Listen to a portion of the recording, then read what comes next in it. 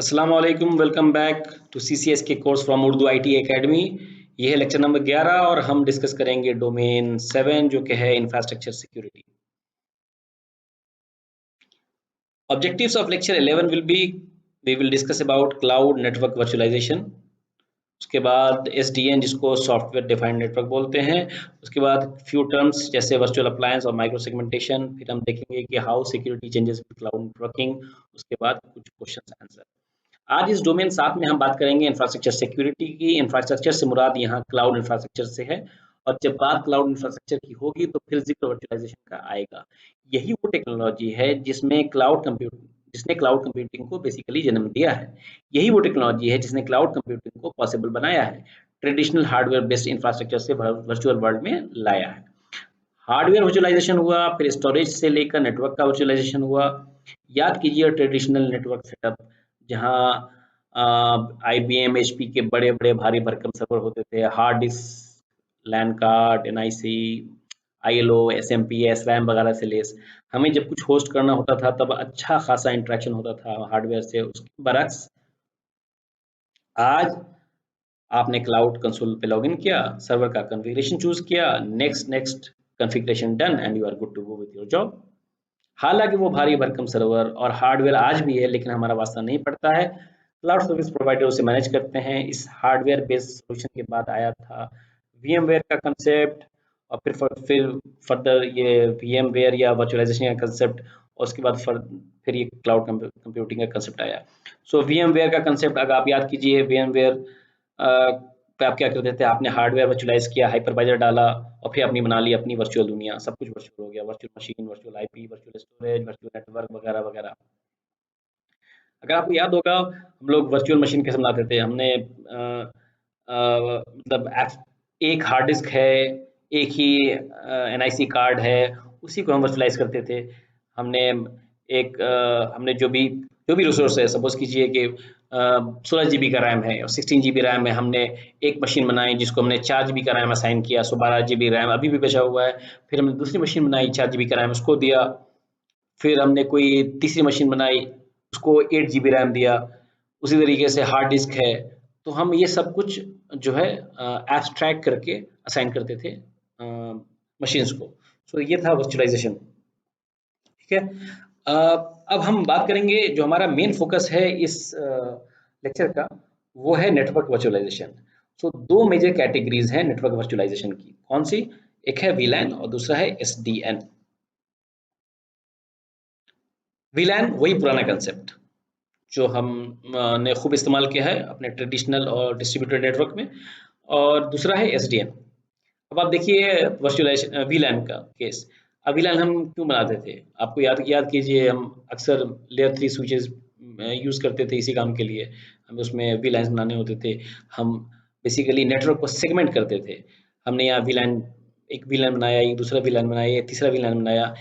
ये VLAN जो है, इस VLAN में प्रोडक्शन के जो प्रोडक्शन के डिपार्टमेंट की जो टीम है, वो लोग इस लाइन पे कनेक्ट होते हैं। उनके सर्वर, उनके एप्लीकेशन, उनके एंड पॉइंट सब इस लाइन पे हैं। जो सेल्स के हैं उनके दूसरे वी लाइन पे है, जो मार्केटिंग के हैं उनके तीसरे वी लाइन पे हैं। ऐसा हम क्यों करते थे? ताकि हम नेटवर्क को सेगमेंट कर सकें, ताकि हम अगर हम चाहते हैं कि इन दोनों के बीच में अगर एप्लीकेशन का कम्युनिकेशन नहीं हो, इनके बीच में किसी तरह कम्युनिकेशन नहीं हो या कुछ रेस्ट्रिक्टेड कम्युनिकेशन हो, तो उसके लिए जो हमें पॉलिसी या कंट्रोल्स लगाने पड़ेंगे, उनके लिए वो कंट्रोल्स लगा पाने के लिए हमें ये इस तरह के सेगमेंटेशन की ज़रूरत है। दूसरा है SDN। SDN को डिस्कस करने से पहले मैं आपको एक डायग्राम दिखाता हूँ। ये देखिए, ये दो डायग्राम है, एक ये और एक ये है हमारा ट्रेडिशनल डिस्ट्रीब्यूटेड नेटवर्क। यहाँ पे एक सपोज कीजिए एक सिस्टम A है, सिस्टम B है। सिस्टम A को सिस्टम B से कम्युनिकेट करना, कुछ डेटा का ट्रांसफर करना, वो कैसे करेगा? सिस्टम A क्या करता है, एक राउटर 1 ये है, router 1, router 2, router 3। System A अपने सबसे करीबी जो उसका इंटरमीडिएट राउटर है, राउटर 1, उसको डेटा भेजता है। राउटर 1 ये डिसाइड करता है कि अब इसको राउटर B तक जाने के लिए कहाँ जाना होगा, फिर राउटर 2, फिर राउटर 3 होते हुए ये सिस्टम B तक जाता है। तो उसके बरक्स आप यहाँ देखिए, यहाँ पे राउटर 1 है, राउटर 2, राउटर 3 है। ये लोग कुछ भी डिसाइड नहीं कर रहे हैं। ये कंट्रोलर है, कंट्रोलर ही डिसाइड, कंट्रोलर बेसिकली इनको ऑर्डर देता है, कंट्रोल से ऊपर एप्लीकेशन है, एप्लीकेशन डिसाइड करता है कि मुझे क्या क्या चाहिए, फिर वो इन्फॉर्मेशन कंट्रोलर को देता है, कंट्रोलर फिर फर्दर इन्फॉर्मेशन देता है डिवाइसेस को। बेसिकली जब बात करेंगे आप एसडीएन की, एसडीएन के केस में ये देखिए दो चीज़ें होती हैं। ये जितने भी ये आप जो राउटर देखे हैं ना, इस राउटर में दो चीज़ें, दो है हिस्सा है, वो कौन सा, एक है डेटा प्लेन और कंट्रोल प्लेन। एसडीएन के केस में तीन हिस्सा आ जाता है, यानी तीन प्लेन बेसिकली आते हैं। पहला है एप्लीकेशन प्लेन, दूसरा है कंट्रोल प्लेन और तीसरा होता है डेटा प्लेन। डेटा प्लेन में ऑब्वियसली डेटा, और कंट्रोल प्लेन का काम होता है उसको, उस डेटा को कंट्रोल करना कि ये डाटा का फ्लो कैसे होना है, राउटिंग टेबल के बेस पर या जो भी उनकी इन्फॉर्मेशन है, उनका इंटेलिजेंस है, उसके बेस पर वो डेटा को ट्रांसफर करते हैं एक राउटर से दूसरे राउटर या एक हॉप से दूसरे हॉप तक। तो ये काम है, ये काम आ जाता है कंट्रोल प्लेन का।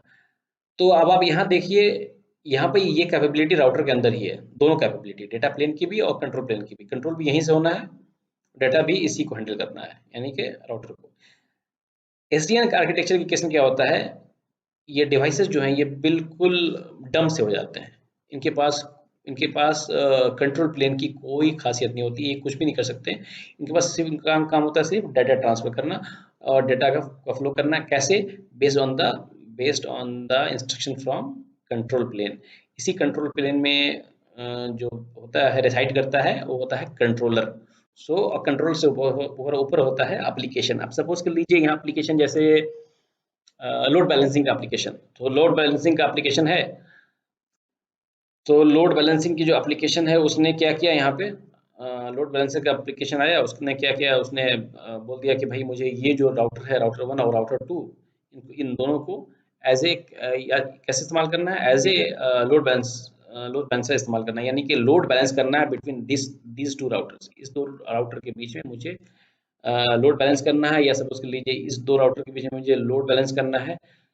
ये बताया किसने, ये लोड बैलेंसिंग एप्लीकेशन ने बताया किसको, कंट्रोल प्लेन को। कंट्रोल प्लेन ने फर्दर इंस्ट्रक्शन दिया नीचे। सो बेसिकली एक सेंट्रलाइज्ड कंट्रोल प्लेन हो जाता, सेंट्रलाइज्ड मैनेजमेंट हो जाता है इस एसडीएन के केस में। अब सारी टेक्नोलॉजीज के कुछ कुछ खामियां होती हैं, कुछ खूबियां होती हैं, कुछ प्रोस होते हैं, कुछ कॉन्स होते हैं। पहले हम प्रोस देखते हैं एसडीएन का। क्या है? Centralised management of networking devices. आपने देखा ही, आप सेंट्रलाइज्ड मैनेज करते हैं सारे डिवाइसेस को कंट्रोल प्लेन के थ्रू।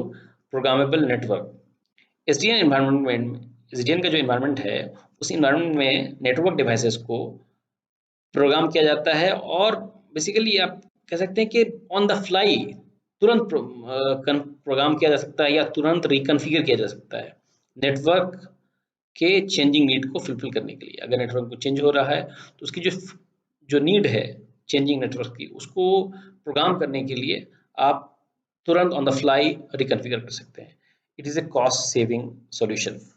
नेटवर्क कंट्रोल के सेंट्रलाइज हो जाने से manual task of managing network devices is reduced, जिससे लेबर और मेंटेनेंस कॉस्ट सेव हो जाता है। फिर it offers flexibility of course and scalability and efficiency compare to the traditional networking. इसके कॉन्स क्या है? हम कई कॉन्स डिस्कस कर सकते हैं, बट जो मेन कॉन्स है, जो मेन है वो है single attack point. Single attack point कैसे है? आप देखिए, अगर ये आपका कंट्रोल प्लेन, यानी कि कंट्रोलर जो है आपका यहाँ पे, वो अगर कंप्रोमाइज हो जाता है तो आपका पूरा नेटवर्क कंप्रोमाइज हो जाता है। ये इसको आप सिंगल पॉइंट ऑफ फेलियर भी बोल सकते हैं या सिंगल पॉइंट ऑफ अटैक भी बोल सकते हैं। ठीक है, अब हम डिस्कस करेंगे कुछ टर्म्स। पहला है virtual appliance. Virtual appliance is a pre configured software solution which is a software equivalent of a hardware device. Virtual appliance एक प्री कॉन्फ़िगर्ड वर्चुअल मशीन होता है जो कि एक इमेज की तरह होता है, जिसमें OS, applications and dependencies bundled होती हैं। वर्चुअल अप्लायंसेस जनरली ओवीएफ फॉर्मेट में आते हैं। जैसे आप कोई भी आप फाइल डाउनलोड करते हैं, जैसे आप वीडियो फाइल या .mp4 होता है, उसका एक फॉर्मेट होता है। आप पीडीएफ की फाइल डाउनलोड करते हैं .pdf, वर्ड की फाइल .doc, ठीक है, एक्सेल की फाइल .xls। उसी तरीके से जो वर्चुअल अप्लायंस की फाइल होती है जनरली होती हैं OVF फॉर्मेट। OVF का मतलब होता है ओपन वर्चुअलाइजेशन फॉर्मेट। अब देखिए आप यहाँ पे देखिए वर्चुअल मशीन में क्या होता है, आप नीचे आपका हार्डवेयर है, उसके ऊपर आपने वर्चुअलाइजेशन का लेयर डाला, यानी कि हाइपरवाइजर डाला, फिर आपने ऑपरेटिंग सिस्टम डाला, फिर आपने उसके ऊपर एप्लीकेशन डाला, ये आपका एक रेडी हो गया। यहाँ पे क्या हुआ, वर्चुअल अप्लायंस के केस में क्या होता है, हार्डवेयर यहाँ पे है, वर्चुअलाइजेशन लेयर यहाँ पे भी है, लेकिन ये जो एप्लीकेशन है, ऑपरेटिंग सिस्टम है और डिपेंडेंसीज हैं, वो सब एक बंडल हो जाती हैं। वो एक मशीन में एक एक तरीके से आप समझ लीजिए कि एक मशीन बनाया, ऑपरेटिंग सिस्टम डाला, उस पे जो एप्लीकेशन है वो डाला, उस पे जो डिपेंडेंसीज है वो डाली, ठीक है। और उसके बाद उसका एक बैकअप ले लिया, एक इस फॉर्मेट में बनाया कि उसको अगर मुझे कहीं डिप्लॉय करना है तो मैं सीधे उसको उठाऊंगा और इंपोर्ट कर लूंगा। ये है वर्चुअल अप्लायंस। अगर आप सपोज कीजिए कि आपको क्लाउड के केस में कोई फायरवॉल डिप्लॉय करना है, आप फायरवॉल कौन सा सपोज कर लीजिए, फोर्टिनेट फायरवॉल, एक मिनट देखता हूँ, आप देख लीजिए फोर्टिनेट फायरवॉल डिप्लॉय करना है, या आपको चेक पॉइंट का फायरवॉल डिप्लॉय करना है, या आपको ये देखिए सोफोस का फायरवॉल डिप्लॉय करना है, तो आपको क्या करना है, आप जाइए यहाँ पे देखिए आपके सारे जो है ये वर्चुअल मशीन से बेसिकली वर्चुअल अप्लायंसेस हैं, जिनको आप डाउनलोड कर सकते हैं। इसमें सब लिखा हुआ है, इसके कितने सीपीयूज की रिक्वायरमेंट होगी, जब ये आपके जब उसको इंपोर्ट करेंगे अपने वर्चुअल वर्चुअल इन्वायरमेंट में, तो उसको कितना कितने कोर की ज़रूरत होगी, वो सारी डिटेल आपको मिल जाएगी इसके अंदर। तो आप बेसिकली अगर आप किसी भी क्लिक करते हैं तो आप क्लिक करेंगे, फिर वो आपसे कुछ सॉरी यहाँ पे नहीं है, ये आपको डाउनलोड करना पड़ेगा, डाउनलोड कर सकते हैं आप जाके इस पे, आपको पहले तो अपना वो डेमो के लिए वो डालना पड़ेगा इन्फॉर्मेशन, फिर वो लोग आपको लिंक भेजेंगे, उस लिंक के थ्रू आप जो है डाउनलोड कर सकते हैं 40 गेट का कोई भी वर्चुअल अप्लायंस, और उसको बस जस्ट जाकर अपने मशीन में इंपोर्ट कर लीजिए, अपने क्लाउड पे इंपोर्ट कर लीजिए, and you are ready, you are good to go with the firewall. Same यहाँ पे आप देखिए वर्चुअल फायरवॉल आप डाउनलोड कर सकते हैं, ठीक है। उसका चेक पॉइंट का सबका है, आपको बस बेसिकली फिर जैसे यहाँ फिर डेमो पे जाएंगे, फिर वो भी आपको इन्फॉर्मेशन मांगेंगे, फिर आपको एक लिंक भेज देंगे, आप वहाँ से डाउनलोड कर सकते हैं। अब आप देखिए यहाँ पे वर्चुअल अप्लायंसेज आप कैसे किस किस प्लेटफॉर्म के लिए यूज़ कर सकते हैं, सिट्रिक्स हाइपरवाइजर के लिए आप डाउनलोड कर सकते हैं, केवीएम के लिए यूज डाउनलोड करना है, तो जब आप डाउनलोड करने जाएंगे ना तो वो पूछेगा किस एनवायरनमेंट के लिए डाउनलोड करना है, आपको VMware के लिए करना है कि माइक्रोसॉफ्ट हाइपर वी के लिए कर रहे हैं या सिट्रिक्स के लिए कर रहे हैं, तो आप उस हिसाब से अपना जो है अप्लायंस बेसिकली डाउनलोड कर सकते हैं, ठीक है। अब आता है micro segmentation. Micro segmentation internal network के कई छोटे जोन्स या उनको कई सेगमेंट में डिवाइड करने को ही माइक्रो सेगमेंटेशन कहते हैं। It can be as small as a single device, जैसे हाई वैल्यू सर्वर, कोई क्लाइंट मशीन या कोई एंड पॉइंट। माइक्रो सेगमेंट का जिक्र तब आप जरूर देखेंगे जब जीरो ट्रस्ट नेटवर्क की बात होगी। ये जीरो ट्रस्ट नेटवर्क का एक इम्पॉर्टेंट कंपोनेंट है। अब आप देखिए ये है हमारा ट्रेडिशनल नेटवर्क, आपका ये पेरीमीटर फायरवॉल है, आपके अंदर ये जो है आपके ये आपका नेटवर्क है, ठीक है, इंटरनेट नेटवर्क है। अब ये सारे नेटवर्क एक दूसरे से बात कर सकते हैं, ये एंड पॉइंट से एंड पॉइंट से, ये एंड पॉइंट से एंड पॉइंट से, चूंकि एक ही नेटवर्क में है तो आपस में बात कर सकते हैं। अब इसी नेटवर्क को अगर हम माइक्रो सेगमेंट करना चाहें, अब आप देखिए यहाँ पे ये 3 सेगमेंट हो गए, ये आपस में ऑल 3 सेगमेंट्स। अब आप चाहें तो इस पर पॉलिसी लगा सकते हैं कि ये सेगमेंट इस सेगमेंट से बात नहीं कर सकता है, या ये सेगमेंट इस सेगमेंट से बात नहीं कर सकता है, या मतलब आप जिस तरह की ग्रैनुलर लेवल की पॉलिसी लगा सकते हैं, आप यहाँ लगा सकते हैं माइक्रो सेगमेंटेशन, ठीक है। तो ये है micro segmentation, obviously basically breaking a big part of network into small chunks। अब है how security changes with cloud networking, limitation on vulnerability assessment and penetration testing in cloud, ठीक है। क्लाउड इन्वायरमेंट में VAPT एक complex task होता है, जहां आप डायरेक्टली VAPT लॉन्च नहीं कर सकते हैं, यानी कि vulnerability assessment या penetration testing आप कुछ भी डायरेक्टली लॉन्च नहीं कर सकते हैं। आप गए, आपने अपनी मशीन को क्वालिस गार्ड या टेनेबल जो सॉल्यूशंस आते हैं, आपने आईपी डाली और आपने स्कैन करना शुरू कर दिया या आपने उसको पेनिट्रेट करना शुरू कर दिया। आप ऐसा नहीं कर सकते। आपको पहले इन्फॉर्म करना होगा क्लाउड सर्विस प्रोवाइडर को, अदरवाइज वो ये नहीं समझ पाएगा कि ये रियल टाइम अटैक है या आपको असेसमेंट कर रहे हैं।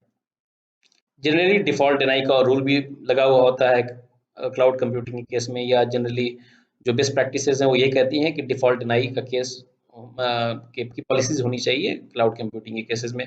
तो अगर डिफ़ॉल्ट डिनाई का रूल लगा हुआ है तो आपको उसमें भी असेसमेंट करने की में प्रॉब्लम हो सकती है। तो हो सकता है कि पोर्ट वो मतलब पोर्ट बंद हो, पोर्ट ओपन करवाना पड़ सकता है। तो लिमिटेशंस है वल्नरेबिलिटी असेसमेंट या पेनिट्रेशन टेस्टिंग के केस में क्लाउड कंप्यूटिंग में। अगर मैं इसको समझाना चाहूँ, मैं इसको ऐसे समझाता हूँ जैसे आपका एक इंडिपेंडेंट हाउस है, एक बंगला टाइप का, आपने एक ज़मीन ली, आपने अपना घर बनाया। उस घर में आप कुछ भी तोड़-फोड़ कर रहे हैं। अगर आपको कोई कुछ चेंजेस लाने हैं अपने स्ट्रक्चर में, आपको कोई दीवार छोटी करनी है, आपको कुछ कुछ बनाना है उसके अंदर, तो आप इज़िली बना सकते हैं। आपका घर है, आपने तोड़ा-फोड़ा जो किया, कर लिया। यही अगर आप किसी अपार्टमेंट में रहते हैं, अपार्टमेंट में जहाँ हर फ्लोर्स पे फ्लैट्स होते हैं, एक फ्लैट की दीवार दूसरी फ्लैट से जुड़ी होती है, या फिर ऑब्वियसली एक ही फ्लोर पे कई लोग रह रहे होते हैं, अलग-अलग पार्टीशंस या जिसको फ्लैट बोलते हैं, वहाँ आप कुछ भी तोड़-फोड़ नहीं कर सकते। आपको पहले सोसाइटी को, जो अभी आपका फ्लैट्स की जो सोसाइटी होगी, आपको इनको इन्फॉर्म करना पड़ेगा कि मैं ये चेंजेस कर सकता हूँ, नहीं कर सकता हूँ। तो वो उसी तरीके से ही ये है आपका क्लाउड और ट्रेडिशनल इंफ्रास्ट्रक्चर। ट्रेडिशनल इंफ्रास्ट्रक्चर को आप समझ सकते हैं ऐसे जैसे आपका इंडिपेंडेंट हाउस है, और क्लाउड कंप्यूटिंग आप समझ सकते हैं ऐसे जैसे कि आपका अपने किसी अपार्टमेंट में किसी सोसाइटी में रह रहे हैं। ठीक है। Security logging monitoring is more complex in cloud computing. Logs need to be offloaded and collected externally more quickly due to higher velocity of change in cloud. Security logging and monitoring cloud के case में complex हो जाती है। क्यों? उसके कई reason है। कई बार during a period of time एक ही आईपी कई सर्वर शेयर करते हैं, तो इस केस में आईपी एड्रेस से एक पर्टिकुलर नेटवर्क का एक पर्टिकुलर नेटवर्क फ्लो का पता नहीं चलता है। ऐसे केस में आपको आईपी के साथ कुछ अलग यूनिक आइडेंटिफायर की भी ज़रूरत होती है या यूज़ करना पड़ता है, जैसे host name, asset tag to distinguish the asset. Log की वेलोसिटी भी बहुत ज़्यादा होती है क्लाउड में, तो लॉग कलेक्शन और ऑफलोडिंग का भी एक कंसर्न होता है। अगर इन हाउस सॉक या सिम रखा हुआ है, अगर सपोज कीजिए आपका इन हाउस सॉक है, आपने सिम अपने इन हाउस इंस्टॉल कर रखा है और आप क्लाउड का सारा लॉग इन हाउस सिम पर भेजते हैं, तो वो भी एक कंसर्न है। क्यों? क्योंकि जब आप अपने इन हाउस सिम पे भेजेंगे तो उसके कुछ चार्जेस होते हैं, तो वो आपको बहुत कॉस्टली पड़ सकता है। क्या है, वर्चुअल अप्लायंस में take significant resource and increase cost to meet network performance. चूंकि क्लाउड कंप्यूटिंग के केस में हम वर्चुअल अप्लायंसेस का इस्तेमाल काफ़ी करते हैं, तो वर्चुअल अप्लायंस के पर्सपेक्टिव से हम ये देख रहे हैं कि क्लाउड नेटवर्किंग में सिक्योरिटी में क्या कंसर्न बढ़ा है या क्या कंसर्न जो है वो आए हैं। ठीक है। वर्चुअल अप्लायंस है तो बड़ी अच्छी चीज़, और क्लाउड कंप्यूटिंग में इसका इस्तेमाल भी लाजिम है, लेकिन कई बार based on intensive usage resource का एक्सेसिव इस्तेमाल कॉस्ट और नेटवर्क परफॉर्मेंस पर असर डाल सकता है। ठीक है। उसके बाद है micro segmentation. Micro segmentation can reduce the blast radius if an attacker compromise an individual system. Micro segmentation बहुत हद तक ब्लास्ट रेडियस को कम कर देता है। सपोज कीजिए आपने माइक्रो सेगमेंटेशन इम्प्लीमेंट कर रखा है, अपने क्लाउड इंफ्रास्ट्रक्चर में हर एप्लीकेशन और डिवाइस अपने सेगमेंट में ही हैं और दूसरे सेगमेंट से as and when required basis पर ही कनेक्ट हो करते हैं। इस केस में अगर एक सेगमेंट कंप्रोमाइज्ड हो जाता है किसी अटैक से, तो बाकी सेगमेंट उससे महफूज रहते हैं और ब्लास्ट रेडियस बहुत हद तक मिनिमाइज हो जाता है। ठीक है। तो इतना ही है। इसमें एक और कंसेप्ट है, वो है इम्यूटेबल वर्कलोड का। चूंकि नेक्स्ट हमारा डोमेन है वर्चुअलाइजेशन एंड कंटेनराइजेशन, तो वो हम वहाँ पे मैं आपके साथ ये कंसेप्ट डिस्कस करूँगा। तो हम देखते हैं कुछ questions. Micro segmentation sometimes referred as VLAN, isolation, logical grouping, hyper segregation। So micro segmentation के लिए एक वर्ड इस्तेमाल होता है अक्सर, आप तो जब मैं माइक्रो सेगमेंटेशन पढ़ा रहा था तो मैं आपको बताना भूल गया, वो है हाइपर सेग्रीगेशन, हाइपर लेवल का segregation, that is called micro segmentation. So best answer would be here, micro segmentation sometimes referred as hyper segregation. ठीक है, next है, when you are planning a vulnerability assessment, what is the first action you should take? Determining a vulnerability platform, determining a scope of vulnerability assessment, determining whether CSP need to be given notification in advance, open a required port to do vulnerability assessment. तो मैंने आपको अभी हमने discuss किया था कि vulnerability assessment के case में क्लाउड में बेसिकली बिल्कुल डिफरेंट हो जाता है। पहली चीज़ जो होती है वो होती है क्लाउड सर्विस प्रोवाइडर से को नोटिफिकेशन करना। पहले आप उसको नोटिफाई करेंगे कि भाई मुझे करना है, फिर आप ये सारा काम स्कोप डिफाइन करना, डिटरमाइन करना है कौन सा सॉल्यूशन यूज़ करेंगे, पोर्ट ओपन है या नहीं है, डिफॉल्ट डिनाई तो नहीं लगा हुआ, वो सब बात की बात है। पहला काम जो है वो है आपको इन्फॉर्म करना क्लाउड सर्विस प्रोवाइडर को इन एडवांस कि मैं ये काम करने जा रहा हूँ, सो दैट वो जो है उस ड्यूरेशन में, जो भी आपका ड्यूरेशन होगा, जिस ड्यूरेशन में आप असेसमेंट करेंगे, वो ये समझ पाएँ कि वो जो कोशिशें हो रही है असेसमेंट करने की, जो स्कैनिंग हो रही है, वो बेसिकली कोई अटैक नहीं है बल्कि एक लेजिटिमेट एक्टिविटी है जो आपने प्रायर इन्फॉर्मेशन के साथ की है। ठीक है, so thank you for your time. ये हमारा लेक्चर 11 या डोमेन 7 जो है यहाँ पे कंप्लीट होता है। अगला जो डोमेन है वो है वर्चुअलाइजेशन एंड कंटेनराइजेशन, जो कि है domain 8। So see you there, thank you, bye.